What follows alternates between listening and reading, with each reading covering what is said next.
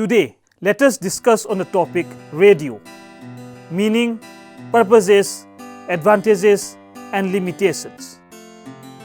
Introduction.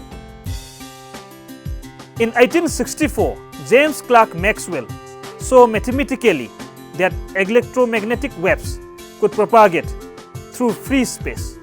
The effects of electromagnetic waves, then unexplained, action at a distance, sparkling behavior, were actually observed before and after Maxwell's work by many inventors and experimenters, including Luigi Galvani, 1791, Peter Samuel Munk, 1835, Joseph Henry, 1842, Samuel Alfred Varey, 1852, Edwin Houston, Elihu Thomson, Thomas Edison, 1875, and David Edward Hughes, 1878. Edison gave the effect the name etheric force, and Hughes detected a spark impulse up to 500 yards, 460 meters, with a portable receiver. But none could identify what caused the phenomenon, and it was usually written off as electromagnetic induction. In 1886, Heinrich Rudolf Hertz noticed the same sparking phenomenon, and in published experiments 1887 to 1888 was able to demonstrate the existence of electromagnetic waves in an experiment, confirming Maxwell's theory of electromagnetism.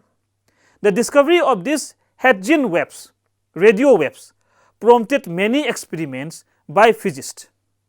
In August 1894, lecture by British physicist Oliver Lodge, where he transmitted and received Hertzian waves at distances up to 50 meters, was followed up a year later with experiments by Indian physicist Jagdish Bose in radio microwave optics and construction of radio-based lightning detector by Russian physicist Alexander Stevanovich Popov.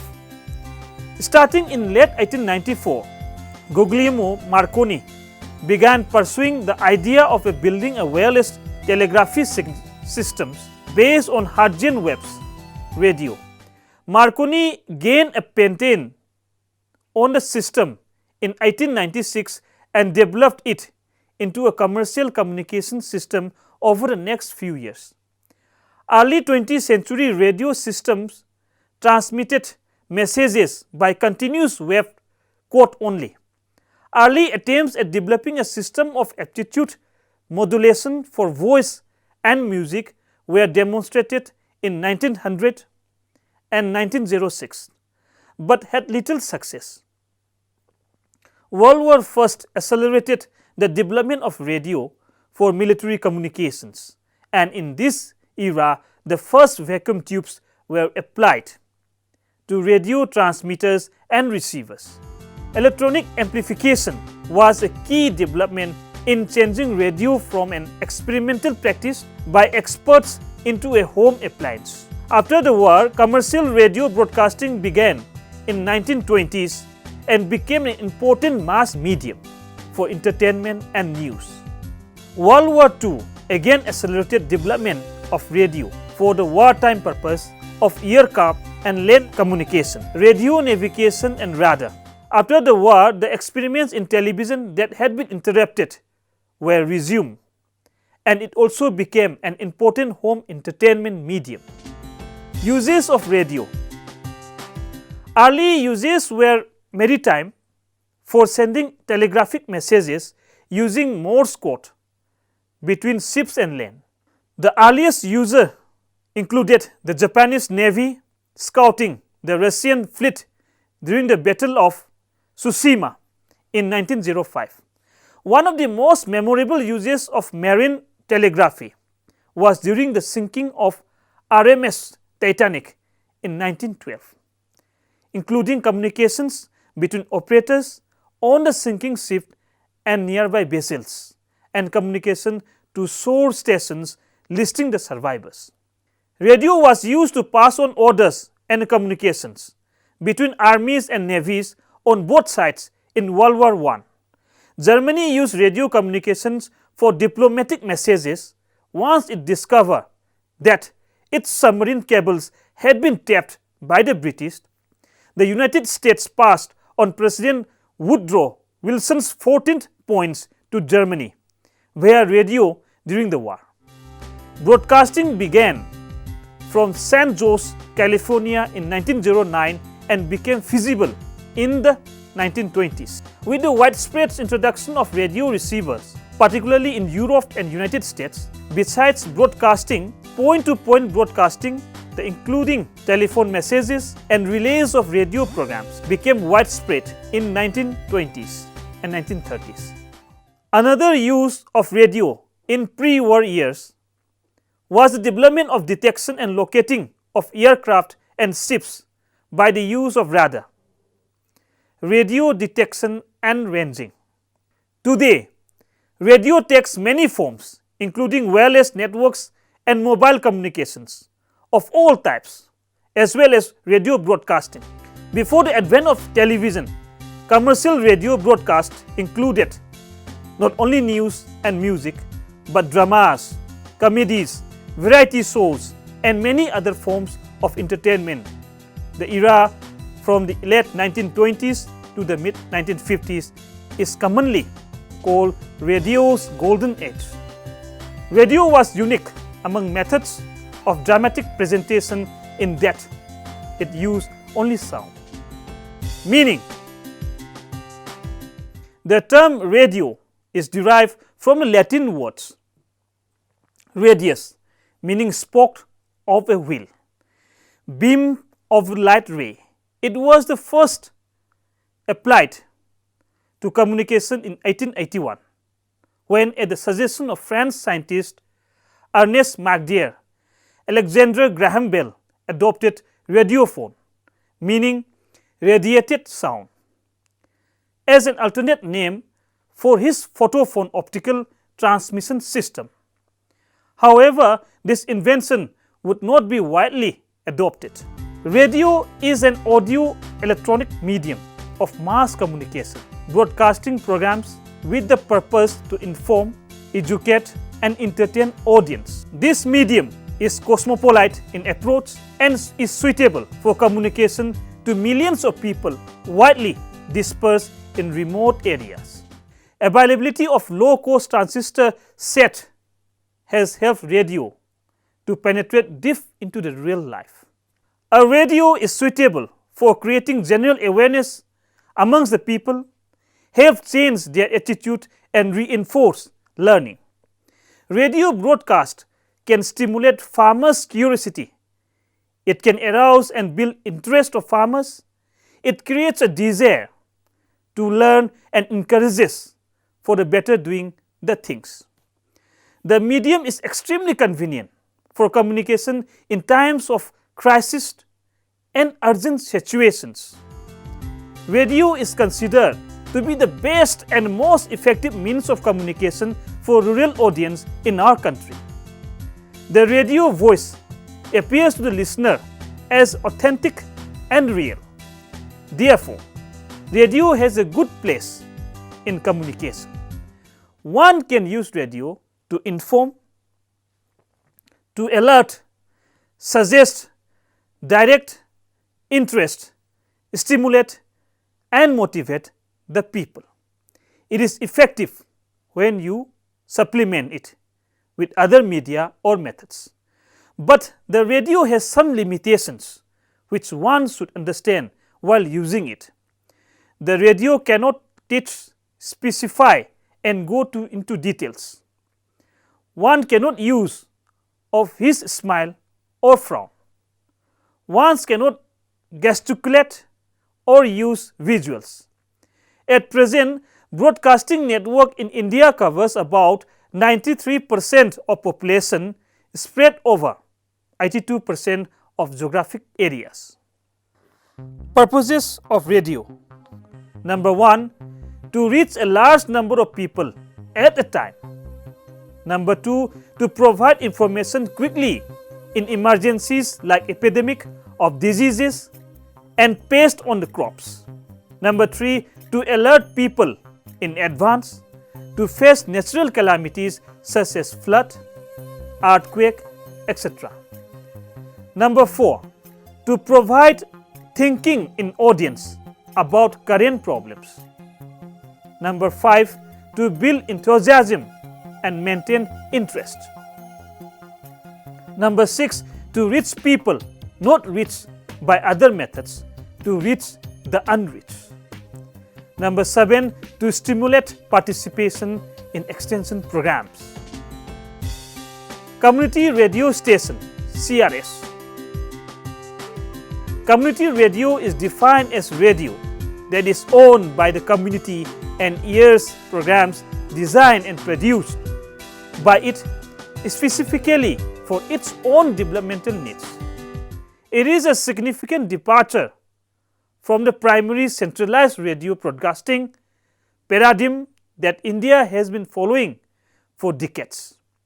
It can be supported by the state, individuals or corporate or even international bodies. A radio station is recognized as community radio when the station is owned by a non-profit group or by a cooperative whose members are the listeners themselves.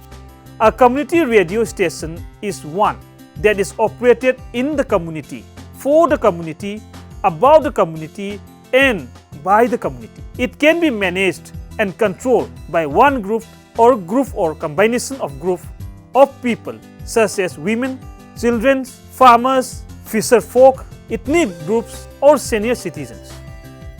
There is high level of people's participation both in management and program production. Individual community members and local institutions are principal sources of support.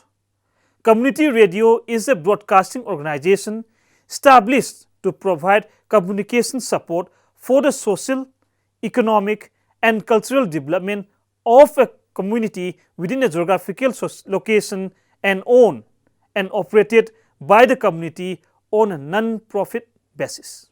Community radio is characterized by access, public participation in production and decision making, and by a non-profit listener-friendly economics. The management of a station is in hands of those who use and listen to it. The working of such stations are not easy, but the structure allows the audience of users to participate in the whole operations. Community radio by itself may not be an aim or only an independent means for achieving social development, but it must be coordinated with ground level initiative and has to be perceived as an additional arm for social communication and capacity building programs. It should be seen as a part of broader struggle for access to communication media, a struggle not only for freedom of communication, but particularly for the right to communicate, which had gained support in the past 25 years. Community radio is variously known in various countries. It is called popular or educational radio in Latin America, rural or local radio in Africa, public radio in Australia, and free or associative radio in Europe. All this describe the same phenomenon, that is, give a voice to those without voices, to marginalized groups and to rural communities. Community radio station in India. In December 2002, the Government of India approved a policy for the grant of licenses for setting up of CRS to well-established educational institutions including IITs, IIMs. The matter has been reconsidered and the government has now decided to broad-base the policy by bringing non-profit organizations like civil society and voluntary organization, etc., under its ambit in order to allow greater participation by the civil society on issues relating to development and social change.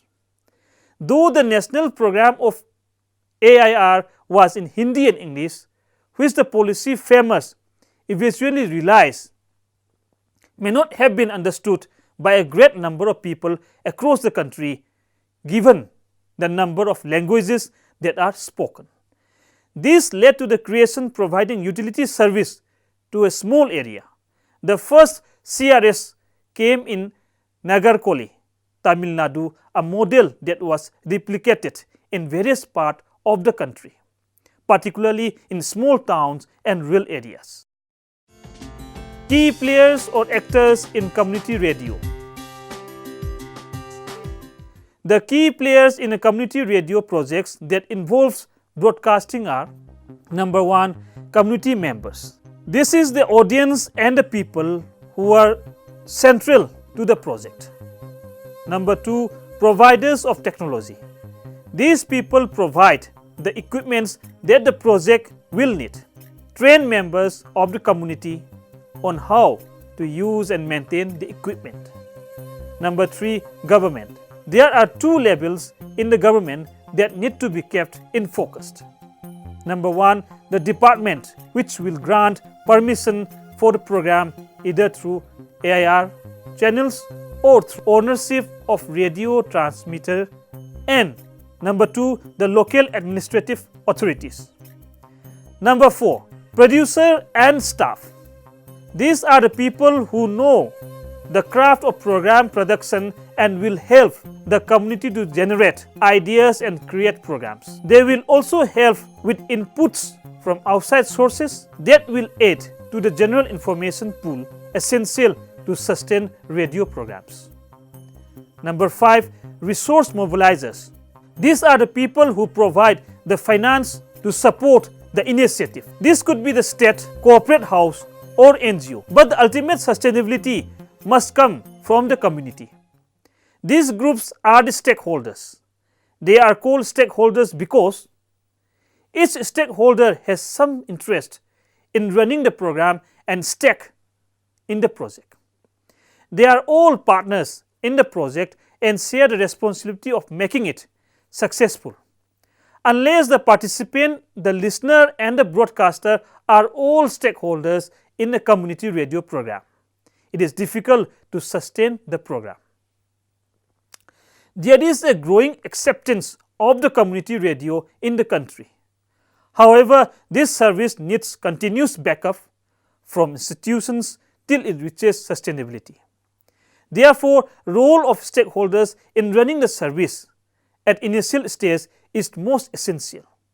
This initiative will definitely pave the way for the participatory development process and thereby harnessing the potentials of agricultural technologies for livelihood security at the grassroots levels. Advantages of radio. Number 1, can reach people more quickly than any other means of communications except television.